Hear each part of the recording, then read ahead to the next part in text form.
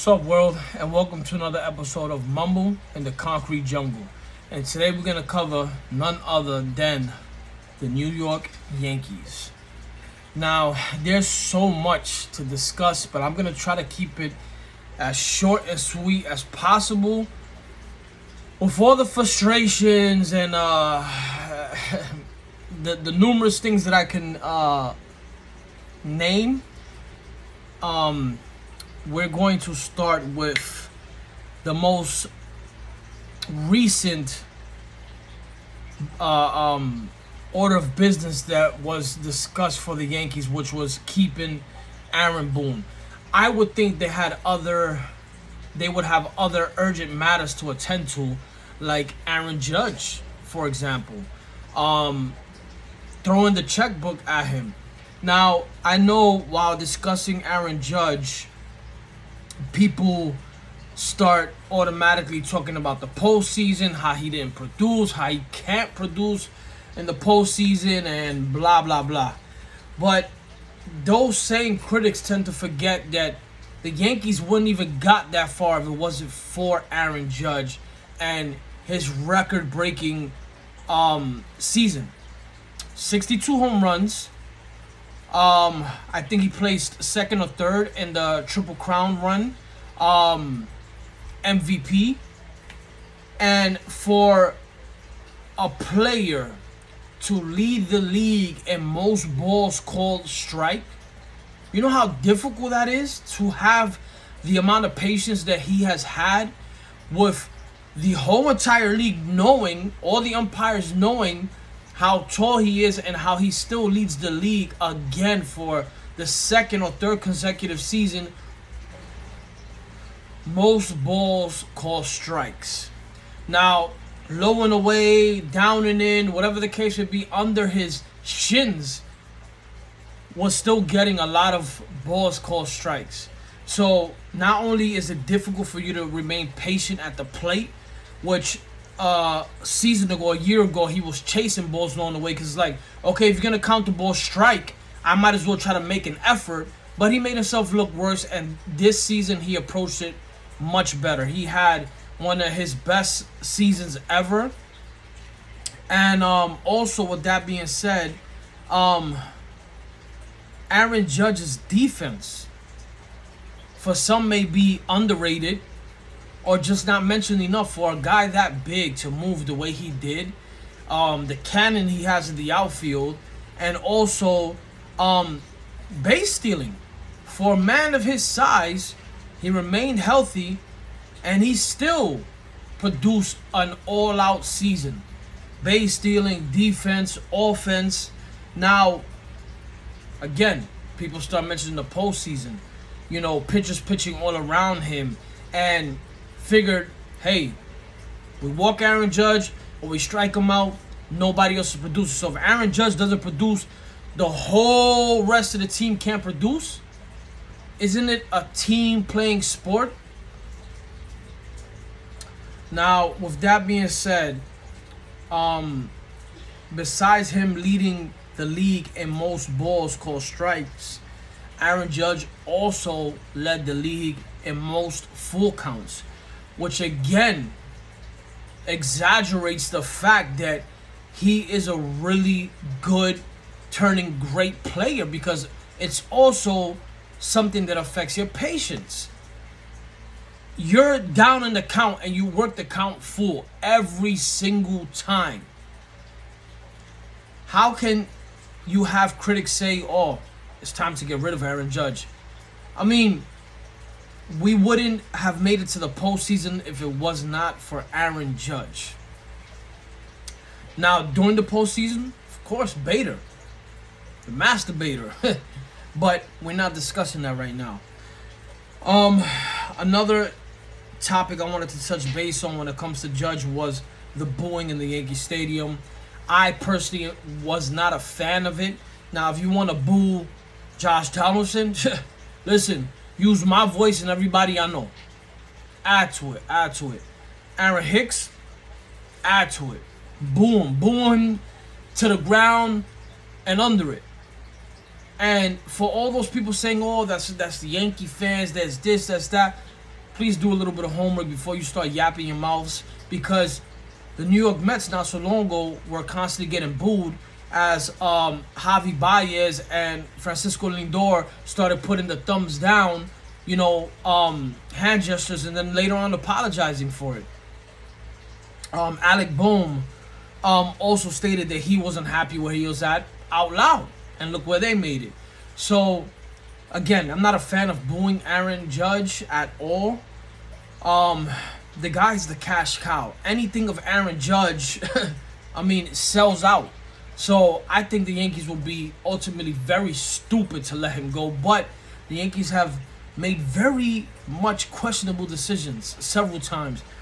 As I stated before, the first order of business they conducted was keeping Aaron Boone.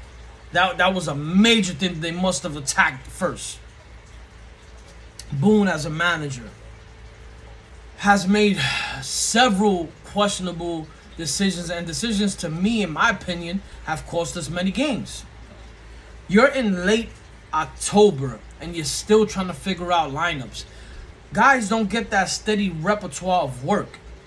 How is it that you reach early October, postseason, and you're still trying to figure out lineups? That is sick. That is hard to digest. Aaron Judge in the leadoff spot. I understand injuries, but this is what a good team does. They overcome and they make it work and they win. The Yankees got swept. As hard as it is, everyone is saying it. Houston is the daddy of the Yankees. And I do blame a lot of the players, but it also has to do with managing. For Aaron Boone to put Clark Schmidt into close a game, a position that he's never done in the type of atmosphere he's never played in before. You're telling me that wasn't a critical call that literally cost us a game? Several times where he took out Wandy Peralta, you're going to take out Garrett Cole, your closer, your ace, because he has men on base. Then you put in Trevino that ultimately gave up the lead, and we ended up losing that game. This is what Garrett Cole gets paid for. Then you're going to put in Carpenter to play a game, to pinch hit, and all this stuff, and the guy has been ice cold coming off an injury. So you're trying to warm him up during the games that are must-wins. You sit Oswaldo Cabrera to put in Carpenter, who has not played, who's coming off an injury and has been out for the longest time and has remained cold. Okay. Now, let's continue talking about Aaron Boone, but let's include another player. Josh Donaldson. If the old man was alive, right now he got to be rolling over in his grave, because if you're not producing, sit your ass down. He had the whole year to figure out, and I seen in a recent interview, he's talking about Josh Donaldson as a hitting machine, that he was trying to look for it. So it took you a whole season to look for it. So now we're going to hope that next season he finds it. He's the starting third baseman. He was horrible. Men in scoring position, second and third base, 1 out. You can't even hit a sac fly. You get an automatic strikeout. The bat stood glued to his shoulders. He was late on his swings. It was like he was guessing every single hit. There's some players that are just not cut out for the Yankees. I'm not saying Josh Donaldson is doodle when he played with other teams, but when he played with the Yankees, doodle. Straight caca.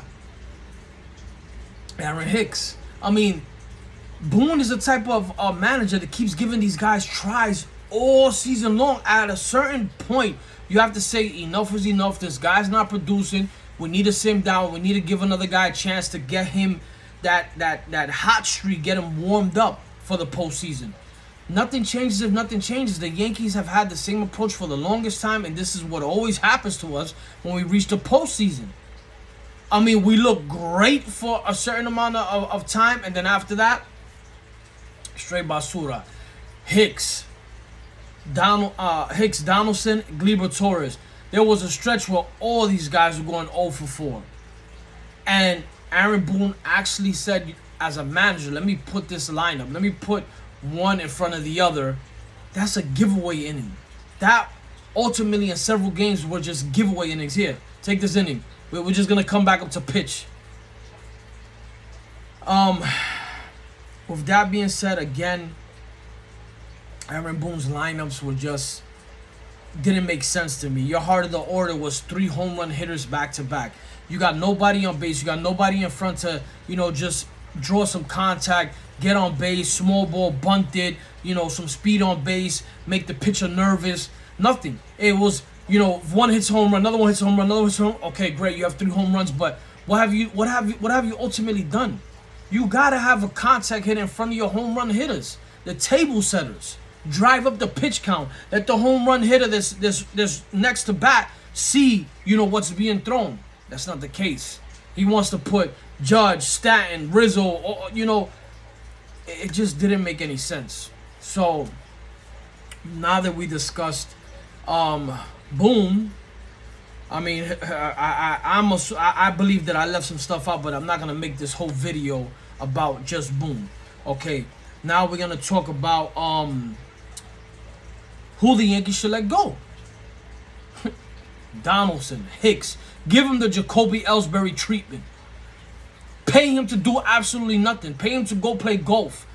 He had a disgusting season, and with this horrible seasons of Donaldson and Hicks, you're going to bring him back and say, hey, we're going to give him another try. It's almost there. How much time do you got to waste? At this point, I'm like, when is the next time we're going to see a championship? Look at how the other teams are showing the Yankees how it's done. They live and die by the sword. Everything is home run. Josh Donaldson swinging for the fences. Aaron Hicks uppercutting the air. Gleyber Torres, who was once a phenomenal player who used to adjust during mid-bats. And now he's looking like he's swinging for a meteor. To hit a meteor. Garbage. Hicks, Donaldson, Aroldis Chapman, Lucas Luque, Zach Britton, who else? IKF, who, played a lot of small ball, bunted, speed, played okay defensively to the end, and that blunder literally cost us the game. Gleyber Torres, he just doesn't seem like he's going to keep improving. He just looks like he sees all the fame and everything everybody's getting, which I think is a sickness of the Yankee, period. The way the crowd was going crazy for Judge and all this, and they just get home run happy. Frankie Montas, he came to the Yankees and he was straight garbage before his injury. Some people, like I said, are not made to play for the Yankees. You have the same thing with Sonny Gray and countless others that just cannot handle the pressure of the Yankees. And also Lou Trevino. I didn't like him as a pitcher. We have Dominguez Ramon, Wandy Peralta, Loaizaga. Hopefully Michael King comes back healthy. We got Clay Holmes. We got guys to work with. Green, I just feel like at this point, nothing changes. The Yankees have had the same approach. And Hal Steinbrenner, he likes to chant that he's not his father. Duh. Duh. I mean, the records, the longevity of losing speaks for itself. I mean, again, you have a city that produces 2 to 3 teams of every sport. Yankees, Nets, Knicks, Nets, Giants, Jets, NYCFC, Red Bull, Rangers, Islanders, Bills, and you can't get a championship. The most recent championship was NYCFC, the newest sport team to the city. How embarrassing is that?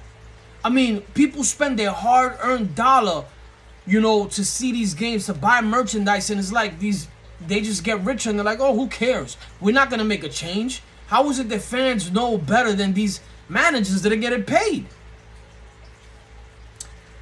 For me, my future lineups will go as follows. Re-sign Benintendi. Bader, center field. Aaron Judge, right field. Throw the checkbook at him. You have Giancarlo Stanton as your DH.